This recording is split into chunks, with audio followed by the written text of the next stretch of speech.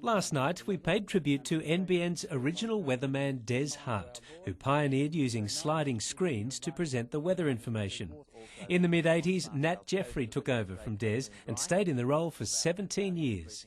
NBN's third weatherman was Gary Youngberry. This is tomorrow's chart, and once again we can see the tightening of the isobars will bring a strong southwesterly flow, and it looks like continuing at least for the next few days. It was a very exclusive club. I did feel privileged to be only the third generation weather presenter in that time. Look, at first I thought I may stay there forever and a day. It was a dream come true working there, but you know, sometimes you just have to open other doors.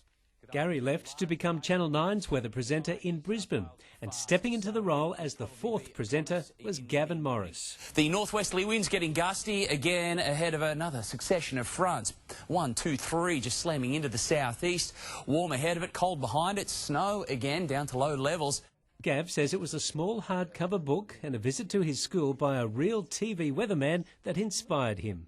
Well, amazingly, my first ever experience was with NBN's first weatherman, Des Hart. He came to my school and he had this with him. This was my first ever book, and so this brings back a huge amount of memories for me. And the technology has come a long way since those early days of the sliding screens. We take our synoptic charts from Europe, we get our data from the Bureau here in Australia, it goes to New Zealand and then it bounces back to us, so it's a bit of a global event every single time you look at those charts that appear in the news every single night now, compared to just drawing them in through the day with the old texter. Nat Jeffrey says you never stop being a weatherman. And it's one of those things, having been a television weatherman for something like 17 years, it never goes away. People still daily talk to me about the weather and still expect me to know what's happening for the next, few days or so.